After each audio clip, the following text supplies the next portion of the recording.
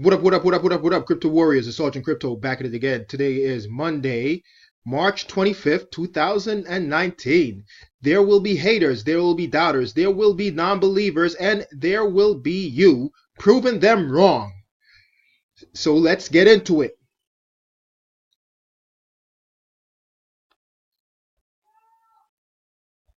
Bitcoin is nothing more than bovine excrement, Berkeley researcher. So we have a researcher from Berkeley. While he may not have the mainstream name recognition of Jamie Dimon or Warren Buffett or even Nouriel Roubini, Weaver, a senior researcher at the International Computer Science Institute at Berkeley, has proven that he can sling Bitcoin barbs like the best of them. He's probably just doing this to get some kind of name recognition, maybe. All right, so let's just get into the quotes. All right, he stated before that burn with fire, like it should be, that blockchain and cryptocurrency should both be burned with fire. And let's see here. So what happened when the cryptocurrencies first came out in 2010 and 2011? 2008 was the white paper release, and Bitcoin's Genesis block was 2009. Is most people who looked at it with technical understanding went, "Oh, this is bovine excrement," and walked away. Sure they did. The big fatal flaw is that it doesn't actually work as currency if you can't use it as a competitor to all the other actual digital currency systems we have, like PayPal. All of these payment systems are vastly more efficient than the cryptocurrencies, unless you're interested in criminal activity. So the usual rhetoric, folks, the usual rhetoric. Here we go. So then he talks about, he's given 3 reasons why it sucked. First, Bitcoin's immutability make it difficult to acquire since sellers must take enhanced precautions to avoid chargebacks like the one that grifted $75,000 from Apple co-founder Steve Wozniak. Second, cryptocurrency is difficult for the average person to hold securely, as demonstrated by the prevalence of hacks targeting both crypto exchanges and individual wallets. Finally, Weaver alleges that cryptocurrency is far too difficult to spend. The dirty little secret is the merchants who say they accept cryptocurrency aren't actually accepting cryptocurrency, he said, noting that they instead use third-party conversion services such as BitPay or Coinbase Commerce. And all merchants use some kind of third-party service in the form of Visa. We have MasterCard, they're called credit cards. And they charge on both ends. They charge the merchant and the actual customer if it's a credit card. All right, so I don't even know why I even bother to share these stories, but it goes to show that people, they're going to believe what they want to believe. And yes, it is difficult to use right now. And the same could be said for the internet in the early 90s. And up until maybe, the late 90s, 2000s, the internet was hard to use if you didn't have a computer, obviously. And because of dial-up. All right.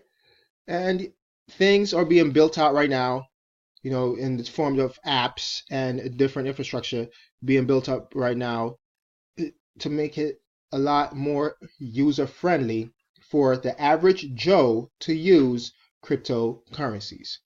Okay, so he's very small-sided, and I won't go into it any further, but yeah, he's a total dumb ass. Next, coming out of, and that was from out of CCN. This one's from CCN as well. Why fake crypto volume plague could actually raise odds of Bitcoin ETF approval. So a study was done by Bitwise that revealed that the overwhelming majority of trading volume in the Bitcoin exchange market is fake, and that a substantial large portion of the global Bitcoin volume comes from the United States. So why is this significant? Well, it's showing the SEC that here it is. This is what the SEC said. The commission believes that in order to meet this standard, an exchange that lists and trades shares of commodities trust exchange traded products must, in addition to other applicable requirements, satisfy two requirements that are dispositive in this matter. First, the exchange must have surveillance sharing agreements with significant markets for trading the underlying commodity and or derivatives on that commodity. And second, those markets must be regulated, the SEC said at the time. So here it is. Bitwise, they did this research, and it showed that a lot of the crypto exchanges, faking their volume, doing a lot of wash trade and things like that. But it's actually a good thing, because now we're actually seeing that the crypto exchanges here in the United States, right here in the United States, are actually following the rules, and they have the surveillance technology to prevent the wash trading. And as a matter of fact, the actual 10 exchanges that they cited as actually having a real volume are the ones that most people use anyway. Your Coinbase, Gemini, Binance, all right, Kraken. I forgot what other ones they showed, but it was in another article I was reading. But it also shows here in a tweet that Bitwise sent out. Additionally, 5 out of 10 exchanges have implemented sophisticated market surveillance tools to prevent market manipulation and bad behavior. And this is the tweet thread continuing. And when you remove fake volume, CME and CBOE, futures volume is significant, 91 million, especially compared to the real spot volume, 35% for February 2019. This is good news, because it means CME, a regulated surveilled market, is of material size, which I guess it should be, which is important for an ETF. So there it is. All right, there it is. So although they claim that they need certain things, they're pretty much getting it, according to this study. All right, and you guys, if you've been with this channel for a while, you probably already know that I don't care for an ETF, and I don't care for quote unquote institutional investors coming to the space, but a lot of people in the space, they want more institutional investors to come in. They want an ETF, so this way Bitcoin gets more exposure to not only institutional investors, but your regular average Joe on the street, so to speak. And last but not least, this is coming out of CoinDesk. This is Sand, Death, and Cryptocurrency: Life in a Decentralized Syria. And this writer here is she's writing about her experience in the Democratic Federation of Northern Syria, all right, known to sympathizers simply as Rojava, meaning West. So it's a Kurdish region, and it revolted against the Syrian regime in 2012 and achieved its de facto autonomy as a result. And this could be the world's first government using blockchain for governance. All right, so using it for voting, using it for distributing wealth evenly and fairly, and using it to basically for power distribution, as far as electricity and things of that nature.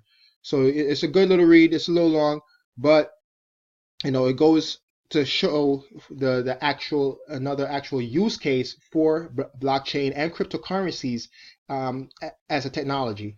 All right, and the actual use for it in the sense of, you know, being autonomous, you know, uncorruptible, and I'm sorry about that, being uncorruptible, and will definitely help this government, or this people here, this territory, set up a government of their own, and you can set up their own rules without the fear of the Syrian government, or, you know, the Turkish government, you know, button in and things of that nature. All right, so good read, like I said, and I'm getting a bunch of phone calls here. Gotta go. But as always, smash the likes, hit that subscribe button, notification bell to get notified when I upload new videos. It's your boy, Sergeant Crypto, and I'm out. Peace.